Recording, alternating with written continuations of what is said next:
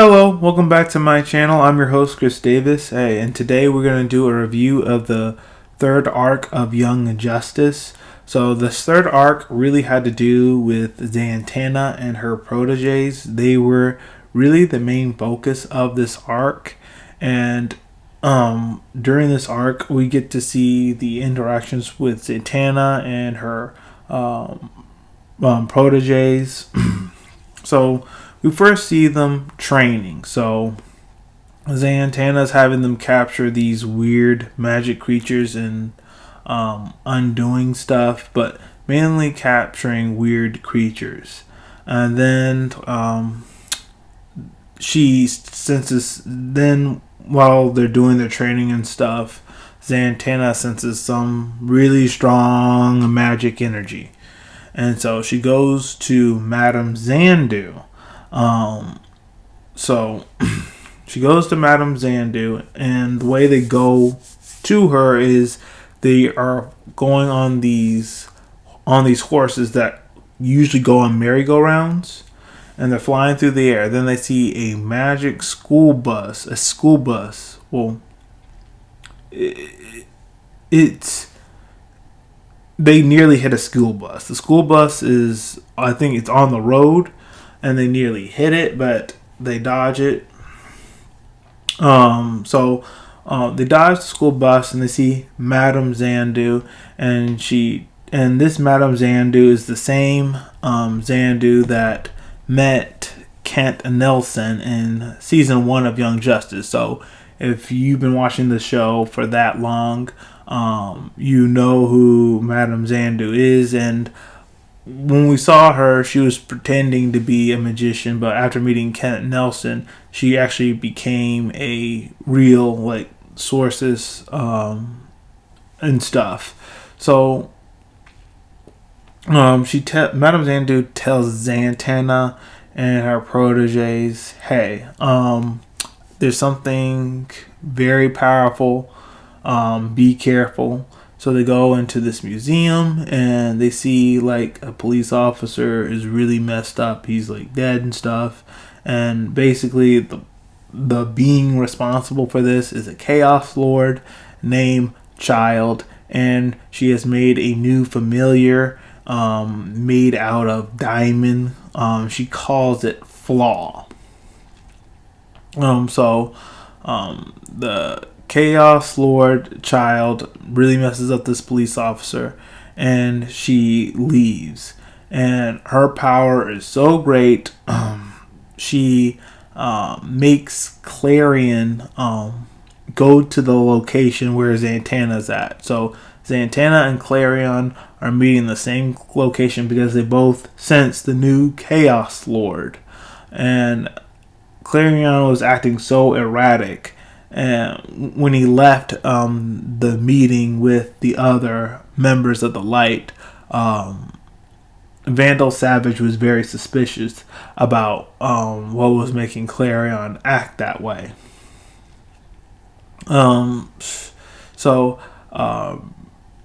Santana, Clarion, they meet each other. They fight. Clarion is a Chaos Lord, so he's getting ready to destroy Santana and her proteges.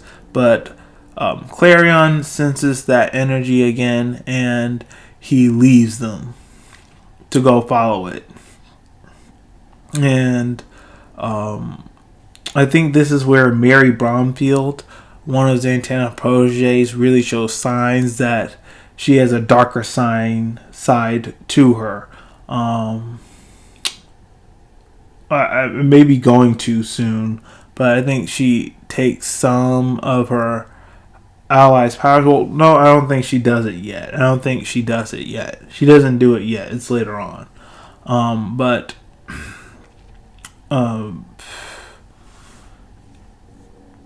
Clarion leaves. He was about to destroy Santana and her proteges, but he leaves because he senses the new Chaos Lord again. And then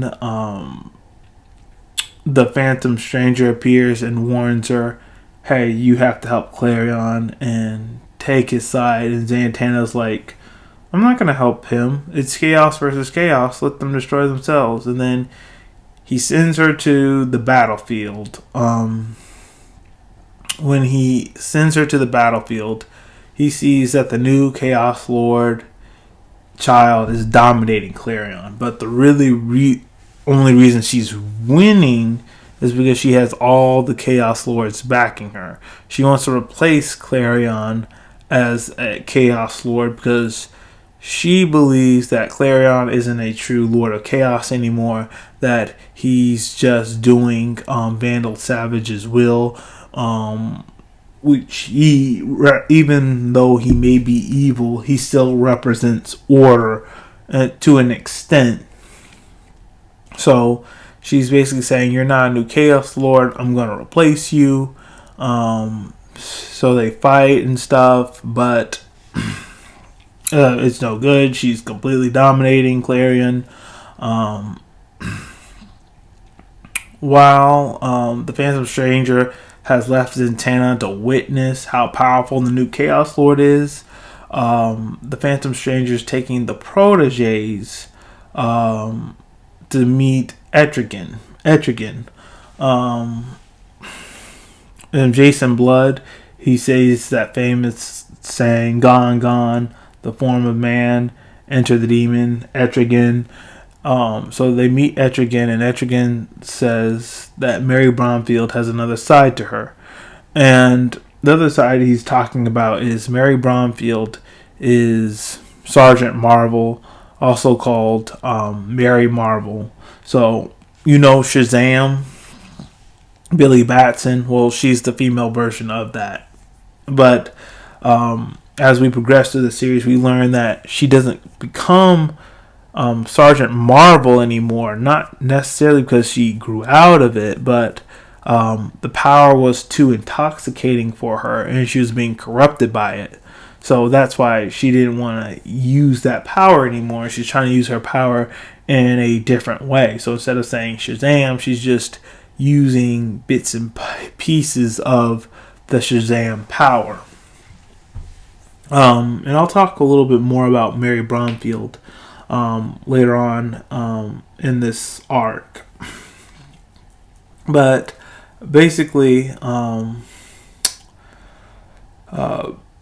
after Santana reunites with her proteges, which is Khalid, Mary Bromfield, and Tracy 13, after she reunites with them, Santana says, okay, we're going to need Dr. Fate for this. He's a Lord of Order, so we're going to need his help. And Dr. Fate's like, I'm not going to get involved. It's chaos versus chaos. And Santana basically tells him, I was that way too, but we can't let this Chaos Lord win. This Chaos Lord Childe is far more crazy than Clarion is. At least, Clarion is now on a leash. This Childe Chaos Lord is completely out of control. No one controls her. Like, we all rather deal with Clarion than deal with Childe, and and basically Naboo's like, as long as it's chaos versus chaos, I don't care. I'm gonna let them take out themselves. So it doesn't matter to me. And he's like, okay, even if I were to fight, I'm not gonna work with you and your proteges. Maybe I'll work with you, Santana, but your proteges, no. They're beginners. Like, they can't handle this fight. Like, they don't have the resolve to handle the fight. They don't have the conviction to handle this fight with the new Chaos Lord anyway. So Santana says, yes, my proteges can do this. So Dr. Fate's like, okay, I'm tired of arguing with you. Let me go ahead and test them to see if they're ready or not. So they all go through this test. Khalid, Mary Bromfield, and Tracy 13. And basically, the test is really the psychological warfare. Like, using their own insecurities against them to see, can they overcome their own self-doubt or their own demons. And they all pretty much pass the test. But during that test, we really see Sergeant Marvel and why Mary Bromfield doesn't turn into Sergeant Marvel. Because as I said earlier, she became corrupted by that power. And when I think of her being corrupted by that power, it makes me think of Black Adam, because if you know anything about the Shazam lore in DC Comics, you know that Black Adam came before Shazam did. And he was like the champion of the Rock of Eternity or whatever, but he let that power corrupt him, and then they had to like seal him away. So it's very interesting that Mary Bromfield became like corrupted, or supposedly was about to become corrupted, like Black Adam was. I definitely think, and I'm going to talk more about that. I'm going to get later on into the episode, later on into the arc. I'm going to mention that. I'm going to talk more about it, because I find that very interesting. Anyway, they passed the test, but Dr. Fate still doesn't want to work with them. Still going to let chaos take out chaos. And it finally takes Zatara, Santana's father, who's the host body for Naboo, to convince him to listen to Santana, and that he can't do everything alone, that he needs to work with people in order to get things accomplished and done. Stop letting his hubris like get in the way of preserving order of his own mission. What finally convinces him to work with the others is that Childe kills Clarion's familiar Tikal, which causes Clarion to lose his physical form, and he's heading back to the other lords of where the lords of chaos are, supposedly. But then Childe like destroys the Tower of Fate, like beats up Dr. Fate, beats up Zatanna and her proteges. Then we see kind of like the dark side of Mary Bromfield. I say kind of because this was a really, really desperate situation, to where like if she didn't really do anything this time, like Childe would have she would have killed them all. But Mary Bromfield took power from the other proteges to push away Childe and Flaw for a little bit. And so that really concerned the others. I could see why, but also I could see Mary Bromfield's point that they were about to be destroyed, and that's the truth. And she didn't really have time to do anything, but that's supposed to be the first sign of her lust for power or whatever. Okay.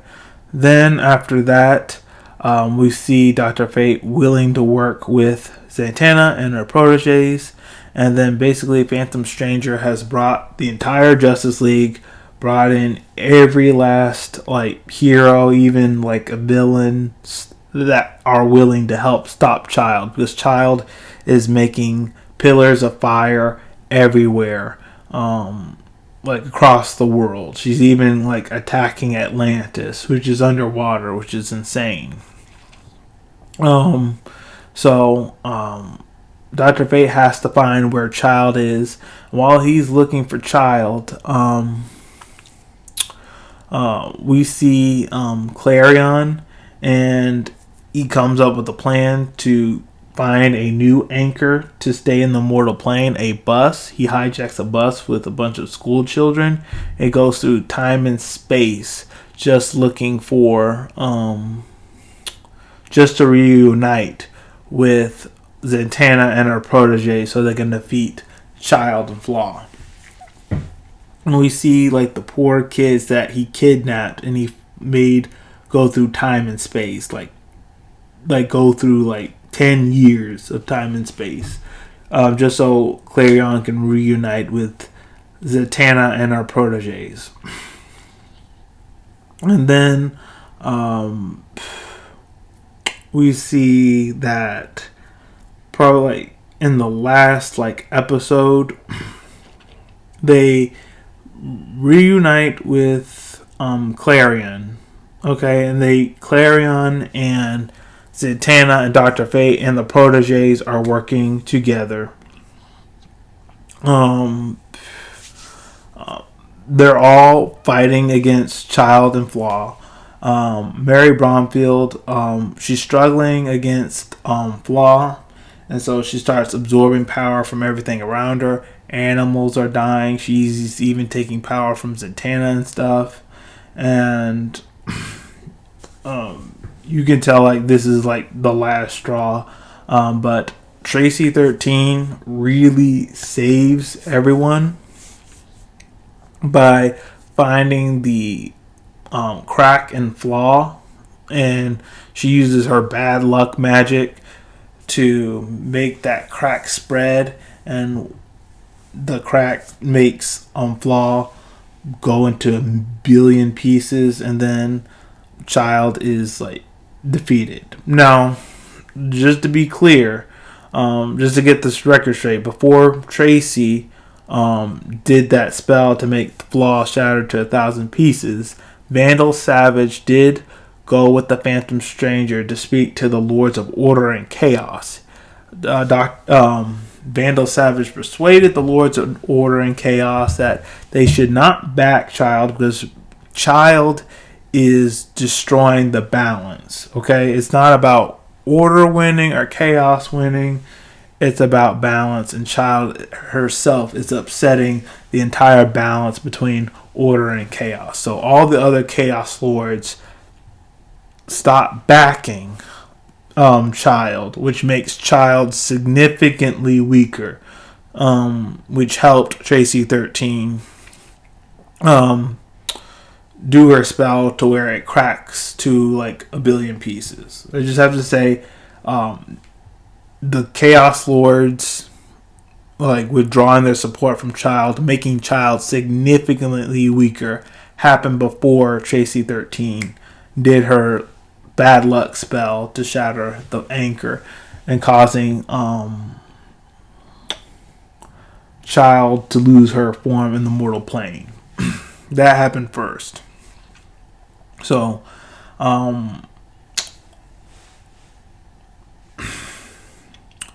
when the episode ends,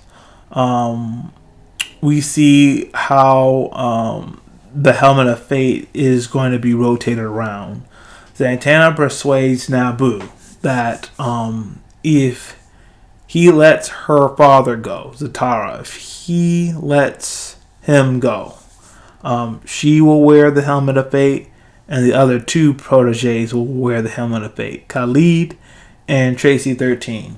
Those two will wear the Helmet of Fate, and they'll trade off every week. So Naboo has a fresh body. And after seeing them help him defeat Childe, he's like, okay, I'll agree to that. I'll let Zatara go. If I get a fresh body every week, I'm cool with that. And then Mary Bromfield gets upset and saying, hey, how come I'm not wearing the Helmet of Fate? How come I don't get a turn? And basically Santana tells her that you crave power too much. You want power way too much. You don't care how you get it or getting permission from others. If I give you the Helmet of Naboo, it will only corrupt you even more. And then Mary Bromfield gets angry and she asks Dr. Fate, well, doesn't ask, tells Dr. Fate, take her to Fawcett City immediately. And then she storms out and leaves. And she's really upset. Then what we see at the end of the episode is Granny Goodness. It's Granny Goodness corrupting her, taking advantage of the seeming mistrust that Santana and the rest of her teammates have for her. Granny Goodness is exploiting that to send Mary Bromfield further to the dark side, and Mary Bromfield gives in and she finally says the words Shazam. So I am definitely looking forward to the next half of Young Justice Phantoms. Most certainly. Because, as I mentioned earlier in this video, is she going to be corrupted like Black Adam was by the power? And if so, like, how are the rest of the heroes going to stop her? So I find that's very interesting, and that's really good. I'm definitely looking forward to that. Like a female version of Black Adam. That's essentially what we have here, and that's really good. Two other things that I needed to mention in this arc review. We see flashbacks of Vandal Savage, of how he met Clarion, and we learn that Vandal Savage founded Atlantis. He's also responsible for the whole continent sinking underwater, even though he only wanted a city. Because of him, Clarion wound up sinking the entire continent underwater, and that's why I say it is because of him that Atlantis, the whole continent, went underwater. Yeah, he wanted just a city, but you wanted Clarion just to sink a city. It wasn't going to end there. It was just one city, and it didn't. The whole continent went under. We also get more lore about Vandal Savage being Nabu's father. We knew that from Young Justice Outsiders when Olympia was telling stories about Vandal Savage. So we got more lore on Vandal Savage and just like who he was through the thousands of years he was living. We also, unfortunately, see Beast Boy going on the deep end, taking like drugs, struggling with depression. He's even like pushed his girlfriend, royal girlfriend, Verdina away. So lots going on. I wonder how he is like going to get out of it. Is Miss Martian gonna come back and bring him out of it, or is Superboy going to come back and bring him out of it? That's right, because when Santana touched that bus to see what those kids went through when Clarion had taken control over it, she saw Superboy. So she saw Superboy, and it looked like he was still alive. Now, speculation may be that before he died, right before he was killed on Mars, Phantom Girl brought him to the Phantom Zone and saved him. So that may be Superboy in the Phantom Zone, where Santana saw him in the Phantom Zone. So those are there's other plot points that we have to look forward to in the second half of the season. So we got Mary Bromfield becoming evil version of Captain Marvel, another Black Adam. We have Beast Boy going on the deep end. Is Miss Martian gonna snap him out of it when she gets back to Earth? I think most likely she's gonna remind him. That's what seems to me that's gonna be the most likely thing to happen. Connor Kent, he's in the Phantom Zone, so he's alive because Wally was killed off, and we haven't seen anything from Wally except the illusions Santana casted on Artemis last season. But other than that, we have not seen anything about Wally. So I'm thinking Superboy is still alive. So if you liked what I had to share, please hit the like button, hit subscribe, share this video with all your friends. Thank you for your support. See you guys next time.